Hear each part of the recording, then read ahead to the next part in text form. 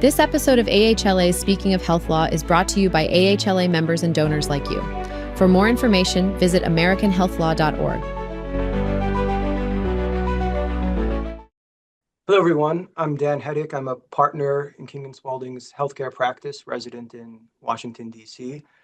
I'm hosting this podcast because I was faculty chair of AHLA's Medicare 101 on-demand course. I'm very excited to be joined by three other faculty member for that course. If you haven't seen it yet, it's a 10-module 101 course, as the name indicates, that you can take at your own pace. And I'll let each of the other faculty members introduce themselves, but I'll just say by way of overview that we're going to be covering the Part A of the Medicare program, which covers hospital inpatient care. Part C, also known as Medicare Advantage. We have the faculty member who did that module with us. And then Medicare fraud and abuse, obviously an important topic. And then finally, my module we'll talk about just a little bit. I handled the appeals and arbitration area, so areas of controversy within Medicare. But with that, I'll turn it over to my other faculty members. Maybe Emily, could you kick us off, introduce yourself? Great. Thank you, Dan. I'm Emily Cook. I'm a partner with McDermott Will Schulte in our Los Angeles office and have been working for quite some time with providers who receive payment from Medicare. And I'm excited to talk with all of you today about those coverage and other rules. Thanks, Emily. Elizabeth? Yeah, hi. Thanks, Dan. I'm Elizabeth Lippincott. I'm managing member of Strategic Health Law. And I have been doing managed care work for 25 years and founded this law firm 20 years ago and have been focusing primarily on government managed care plans, particularly Medicare Advantage and Part D for that time period. Susan? Thanks, Dan. I am Susan Banks. I'm a partner at Holland Knight in the Denver office. And I specialize in Medicare reimbursement and payment issues. And I had the opportunity to deliver the module on the 101 course on Medicare fraud and abuse topics. So I'm looking forward to discussing it with you all. Great. Well, I'll ask my first question, I think will be the same for all of you. I think for 101, it makes sense. If each of you could give us kind of a nutshell of your topic, obviously, I know there's a lot to be said on each of those topics. But really, what a lawyer in this space would need to know to be competent. Emily, you handled the Part A module about Medicare inpatient. Maybe I'll start with you. Sure. Medicare Part A generally is considered to be the component of the Medicare program that covers what are often referred to as facility services. So primarily when you think of Part A, most people are going to think of general acute care inpatient hospital services. Although it is quite a bit more broad, Medicare Part A also covers home health, hospice, end-stage renal disease, and actually quite a few other services. So while the general approach to Part A is that it is covering hospital inpatient services, it is quite a bit more broad than that. Great. Thank you, Emily. Elizabeth, maybe can you tell us about Part C? What do folks need to know to be competent about Medicare Part C?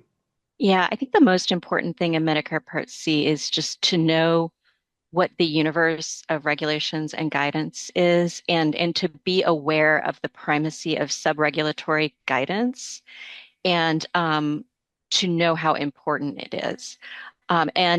We use the word guidance, but because for the Medicare Advantage organizations, they are required in their contracts to comply with guidance. Guidance is really a misnomer. They're requirements for the plan and for that's flowed down to their vendors and providers. So really knowing how to access the voluminous manuals as updated, memos, Q&As, reporting guidance, just thousands of pages of instructions is probably the most important thing. So at least you know where to look and know that whatever random question you might have, there's probably an answer somewhere or somehow it's addressed. There's a decent chance. It's just so highly regulated. It's pretty intense in terms of the requirements and how granular they are. Right. Susan, what would your answer be for fraud and abuse?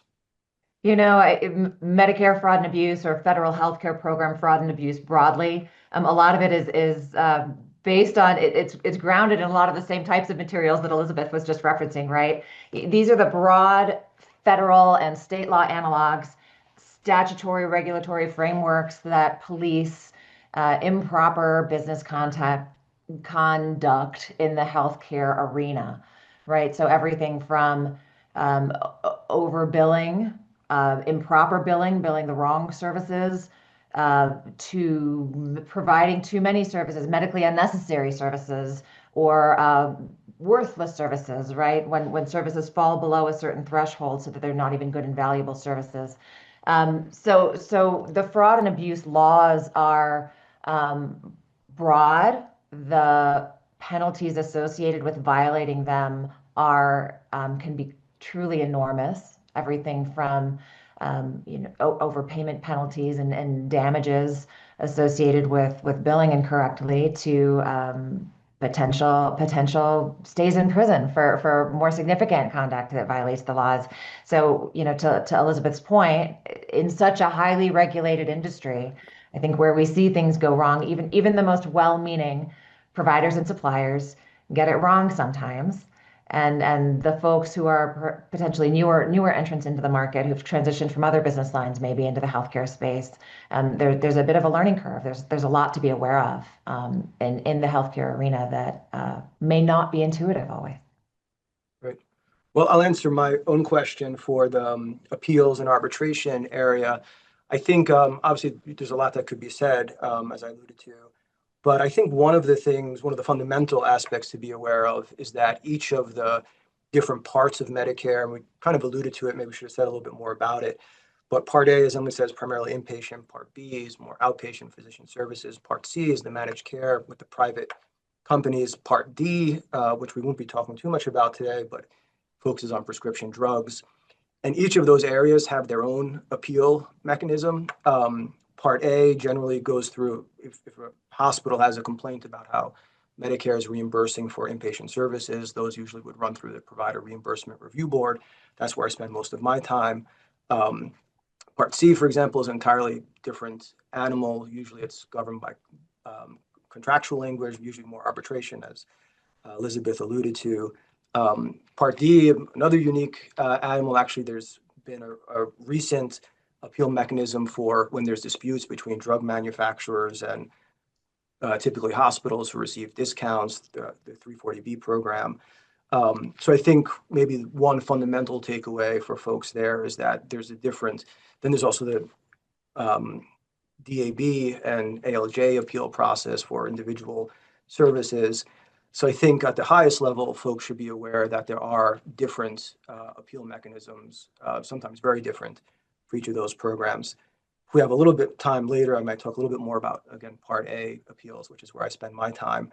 But Emily, I did want to go back to you. I know you alluded to already that, as we said a couple of times now, Part A is primarily inpatient care, but encompasses other stuff like hospice, et cetera. Who determines what is and is not covered by Part A, by Medicare Part A? Sure. So there is a hierarchy of who determines what is covered. And I think building on what Elizabeth was mentioning about guidance, in the Part A space, we always start with the statute. So we will first look to see what Congress has said about what is covered by Medicare and what isn't. They don't say a lot about it. Most of the information that comes from the statute is at a very high level and does not provide the necessary granularity to understand in any particular instance what is or is not covered. And then we look at the regulations. And while the regulations, as you would expect, are somewhat more detailed, particularly in the Medicare Part A space, they provide very little insight to whether a particular service, and typically with Part A, we're talking about a stay rather than an individual service. So a particular patient stay at a facility is covered. So then we look to the guidance, and we may get some more information in the guidance in the Medicare space across all parts of Medicare. The guidance is something that we use very, very frequently, more frequently than the statutes or the regulations.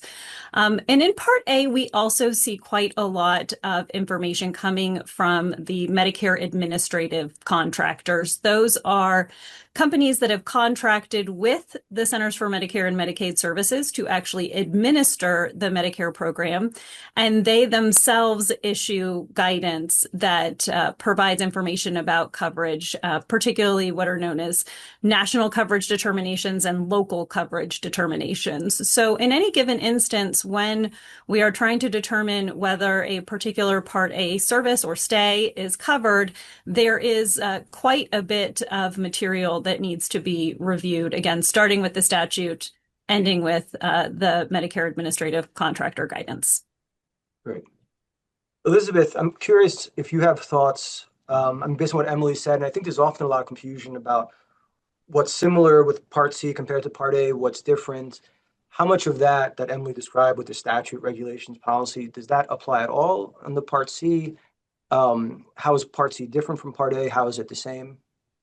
It's very similar in terms of the, tiering of statutory authority regulations. And I would add, it's really important in reviewing the regulations that you sort of do the regulatory history and look back at we've got an index of, it's incredible how many times these have been updated. And there's a lot of good commentary in there that I think of as guidance or kind of regulatory history. And then the manuals, the Part C manuals. And then another wrinkle that does tie back to what Emily was talking about with the national and local coverage determinations in original Medicare. So for Medicare Advantage plans, they are underwritten and administered by private insurance companies. However, the floor for benefits is what is covered by original Medicare. So for inpatient, it's Part A.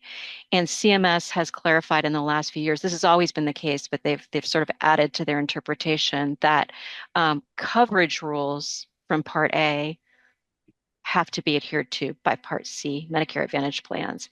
Payment rules, generally speaking, do not. So the payment for in-network providers is determined in the contract between the Part C plan and the provider, in this case, the hospital. However, according to CMS, more and more things that we historically thought of as payment rules, not necessarily applicable, are now being treated as coverage rules if they determine someone's access to coverage in an inpatient setting. So there is overlap, and I would say over the last couple of years, that overlap has grown because of that emphasis from the regulators. Great. And Susan, I imagine there are times where folks don't follow all the statutes, regulations, and policies that Emily and Elizabeth alluded to. Is that where the False Claims Act kind of kicks in? Yes, often, right? The False Claims Act remains one of the biggest enforcement tools and most prevalent enforcement tools that are used by regulators in this space. It's I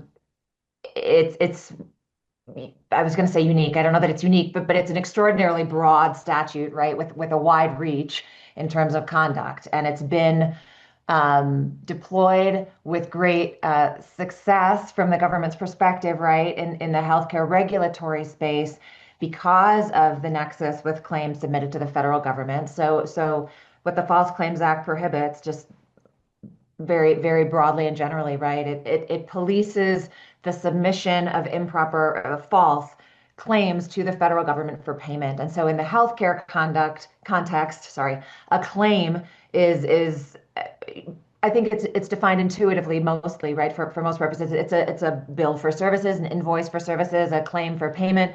You submit a document that initiates a payment by the government.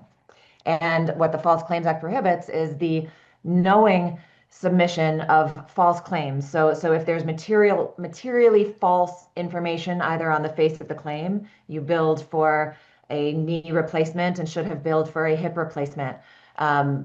materially false and facially incorrect information on the claim, or if by merely submitting that claim, you're certifying, you're making a representation to Medicare in this case that you have followed all the payment rules necessary to qualify for that payment.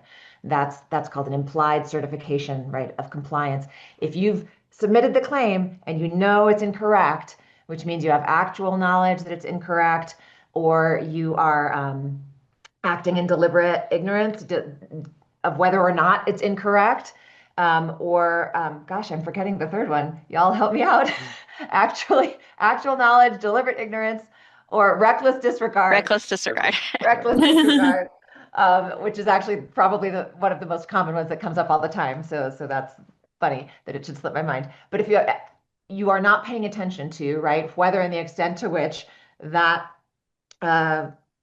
certification of compliance, the information on that claim is correct or incorrect, you've submitted a false claim. And so what False Claims Act litigation comes down to always is the quality of the guidance, right? Whether it's the claim is prohibited on the face of the statute, on the face of a regulation that was duly promulgated by the agency that prohibits the claim at issue, or states a compliance obligation that you know you didn't meet and yet you submitted the claim anyway, or even down in the sub-regulatory context, right? So to the extent to which, and it's fascinating to dig deeper down in there, but the extent to which there was other guidance that's not duly promulgated in a regulation, but it either is deserving of deference or it gave you reason to know that your claim was incorrect in one way or another. Violation of those guidelines can also form the basis of a false claim. It's super fact specific. It always is. I'll pause there. There's more I could say on that, but I want to let other folks jump in because there's some really neat differences between the Part A and the Part C context. You made a really good point, Susan, in your comments earlier about how challenging it can be to enter this area of industry from other industries because it's so regulated and you're dealing with federal dollars and federal programs. And I'll go out on a limb and say the biggest culture shock is for people that have grown up in the tech industry, which is one of the least, it's not completely unregulated, but it's one of the least regulated areas of our economy outside that, when you're not in the health context. Coming from tech to health, and I'm not saying that's bad or good, it has pros and cons, and it's probably why we've had such incredible innovation here.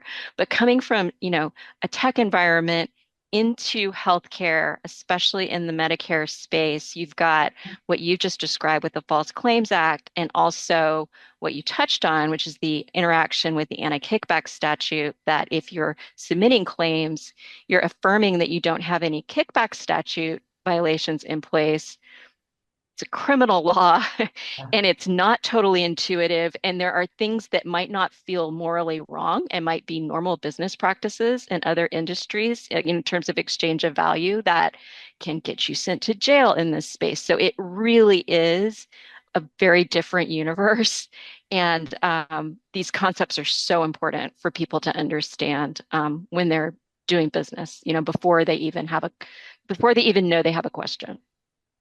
I think that comes up a lot for me with folks who have ideas about innovative care delivery models. And as you noted, there are quite a lot of, particularly at this point in time, emerging innovative care delivery models. But there are also scenarios in which someone will come up with what they believe to be a great idea about how to deliver healthcare that no one has come up with before. And I will say that more often than not, it is not that someone has not come up with it before, it's that it's illegal. And communicating that to folks who do not regularly work in this space can be very challenging. It's really true. And I think the kickback statute that you mentioned, Elizabeth, we haven't really gotten into it and we sure can in greater depth, but that's one of the areas that I think is most fascinating because some of the activity, right, this notion of incentivizing business, right, it just makes good business sense. You come from any other industry, commercial industry in the US, Of course, I'll offer you a discount if you'll buy more of my product, Mhm. right? But Mm. as soon as you throw in federal healthcare program dollars into the mix, and what that incentive is, what that discount means is that you're going to order more of my item or service that's reimbursable by a federal healthcare program. Well, now you're incentivizing it. Now they call it a kickback, right? Because what you're incentivizing are referrals, and the one who's going to pay for it is the federal government. And so there's a law to prohibit what otherwise would just make good business sense. And I I, think, yeah. I have an anecdote. I was in a business coaching program for a while with people from all different kinds of businesses. And this great guy was a dentist. He had a very, very high-end private paid dental practice. And something that he did is he would have an auto detailer come and detail his patients' cars when they came for their appointments. And I was like, you don't take any federal money, do you? He's like, no, no. I'm like, never, ever, ever enroll with any state or federal program. Just don't. You're not cut out for it, but it's that kind of thing. Absolutely. Elizabeth, you have to tell me that dentist's name. I wouldn't mind having my car detailed together with my teeth. I will. Um, well, you guys alluded to it a little bit already, but maybe Susan, this is maybe most in your wheelhouse. Can you talk to us a little bit more about the penalties? I know Elizabeth alluded to jail. Obviously, that's unusual and probably like the worst. But what are the penalties associated with violations of either the anti-kickback or the False Claims Act? Obviously, they're different. Yeah, Maybe just give us a sense of what the stakes are. absolutely. Well, I'll start with the False Claims Act penalties. Um, those penalties are based on, and they're calculated on the basis of the amount of remuneration that you received, the amount of payment you received in exchange for the false claim, right? So baseline damages are this single damages, right, would be the amount of money that you got paid for all the claims that were found to have been false in violation of the statute. False Claims Act penalties can be up to treble damages, so 3 times that amount, and which sounds like a lot, and it is a lot. But then also, you can get charged penalties on top of the treble damages, and the penalties are per claim damages, which means for every claim that is submitted, um, you can get an additional penalty amount between, I think it's around 15,000 minimum to 30,000, close to 30,000 maximum at the moment. And I don't have the exact numbers in front of me, but it's significant. I Yeah, mean, so imagine a medically unnecessary UTI testing issue, and you end up getting certainly the treble damages amount, that the amount you got paid for these UTI urine tests that were more than should have been billed, right? Maybe you were testing too many services or testing too many patients. So you've got treble damages, but then every single individual claim for a urinalysis will then generate either the minimum $15,000 per up to about $30,000 per, and those per claim penalties really balloon very quickly, and they can rapidly eclipse the treble damages amount. And some of these settlements and assessed penalties are astronomical. So that's Elizabeth, are there analogs in the Part C context? I mean, if or is Yes. because it's private contracts, is it different?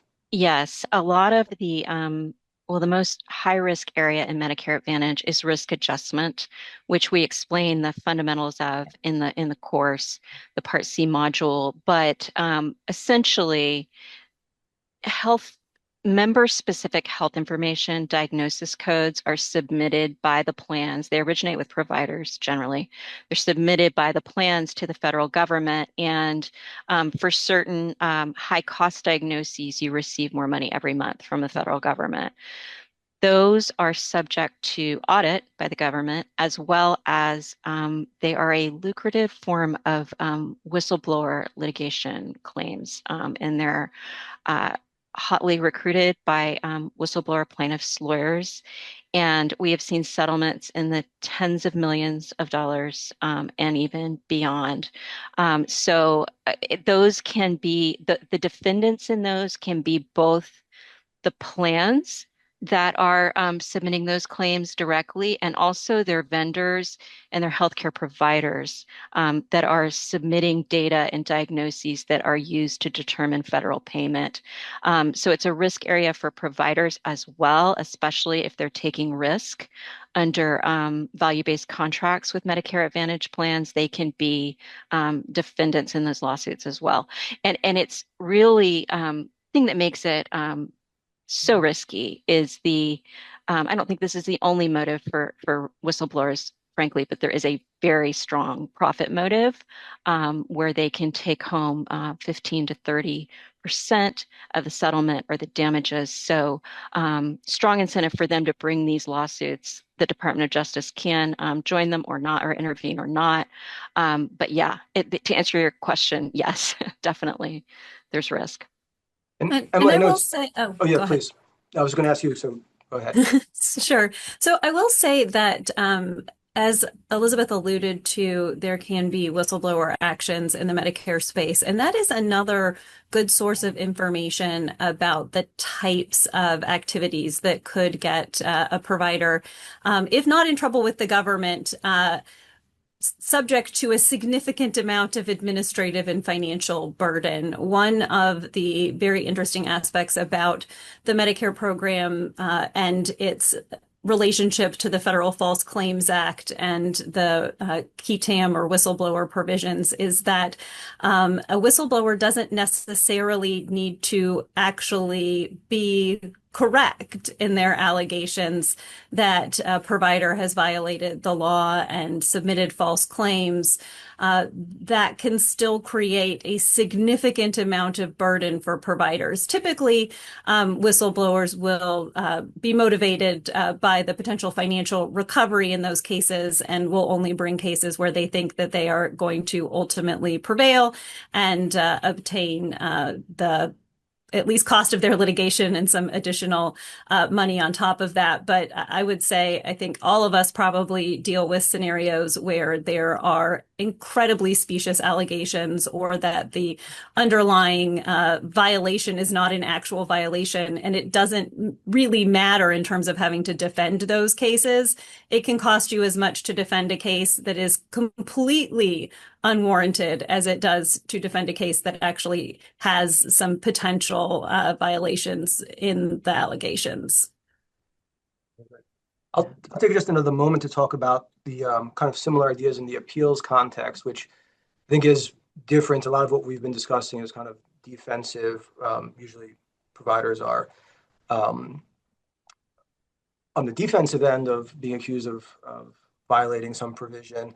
On the appeal side, it's almost the reverse of that, where sometimes providers think that the government itself hasn't reimbursed them the way Congress, the way the statute says they should be reimbursed, or the way the agency's own regulation says they should be reimbursed, for example. And there is this mechanism for hospitals or other providers to appeal those determinations and challenge the agency's reimbursement decisions.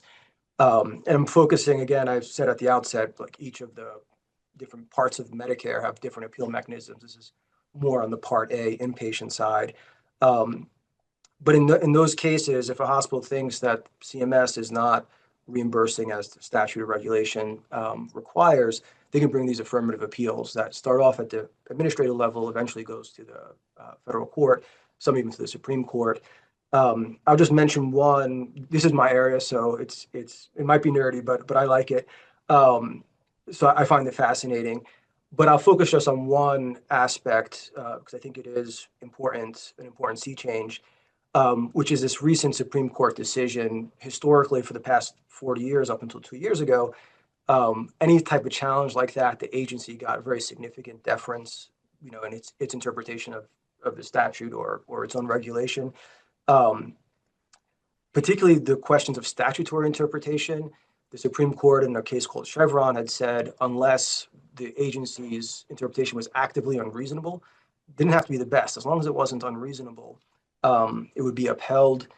Recently, the Supreme Court rolled that back, overturned the Chevron case in a recent case called Loper Bright, basically leveled the playing field.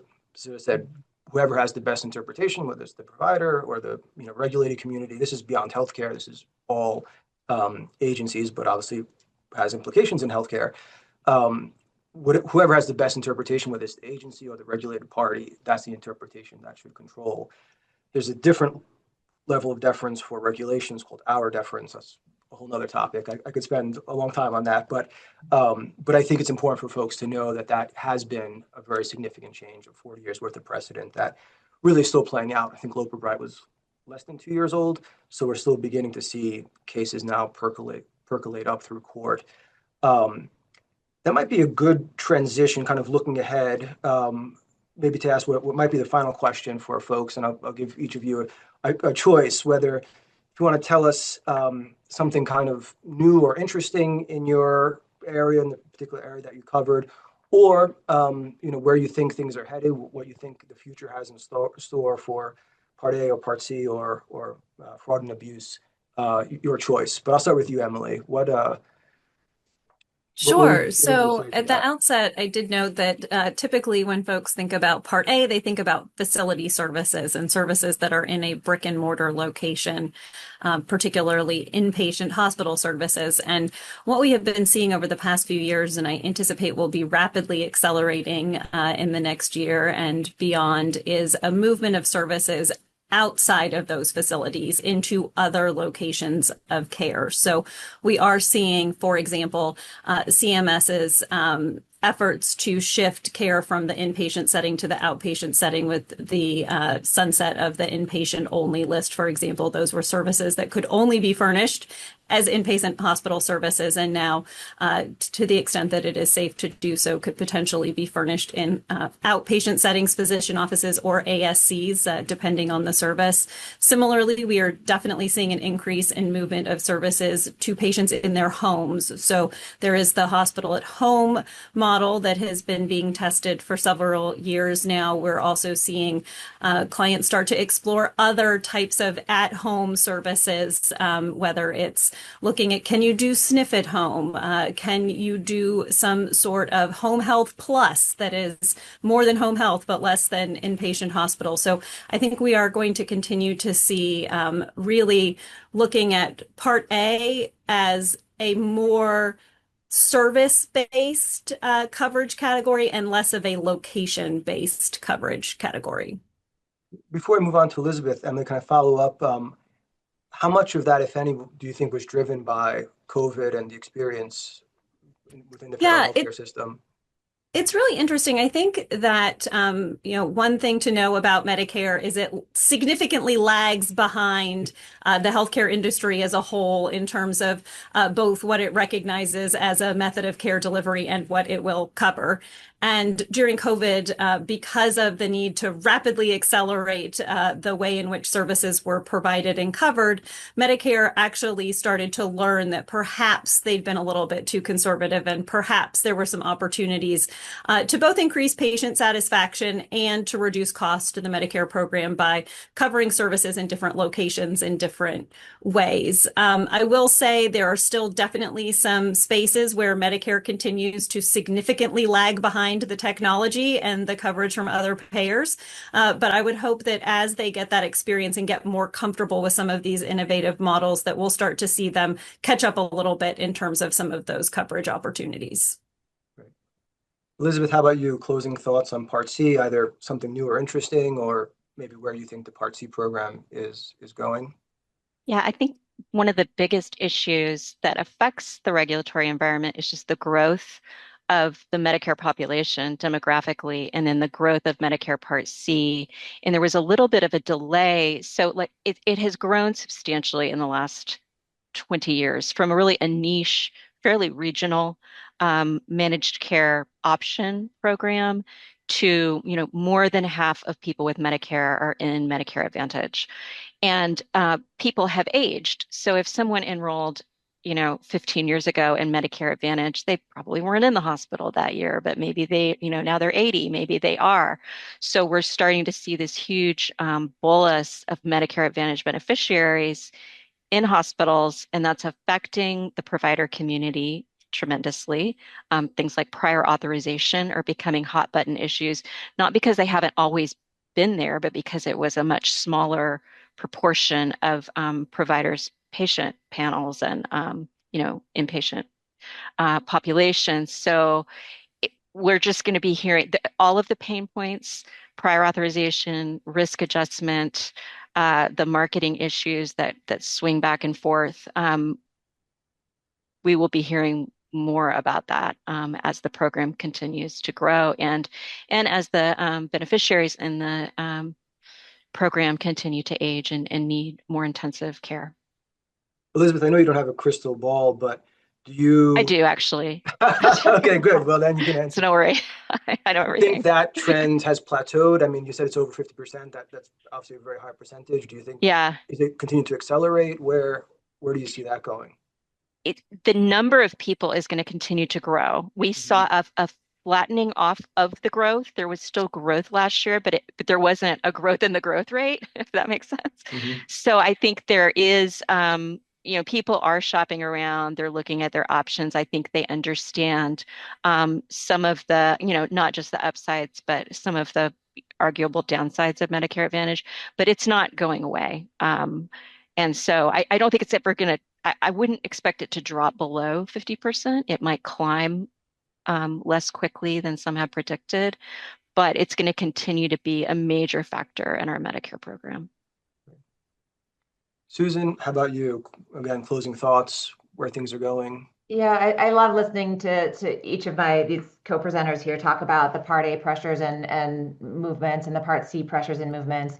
Anytime you see large shifts, right, and how patients are managed in these various programs and how care progresses through the system, those have there are rules promulgated on the front end, and they have real financial impacts for providers on the back end, and there will be errors and there will be misbehavior, right? And so I will be really interested to watch the evolution of the enforcement activity, which always lags behind, right, the care delivery changes to some extent, but it will be interesting to see, for example, Elizabeth, in the Part C space, some of the pressures you mentioned on the provider community delivering care to a larger and larger population of Part C patients.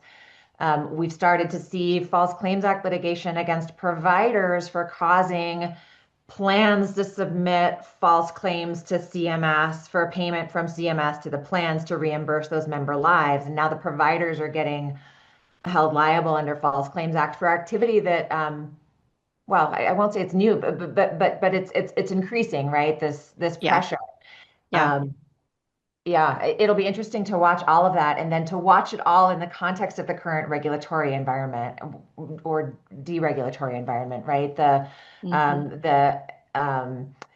distaste for agency regulations and the advent of Loper Bright and the reining in of deference, judicial deference to agency rulemaking. It will be really fascinating. I think we're going to see a lot of continuing activity on that front, right? False Claims Act's not going anywhere.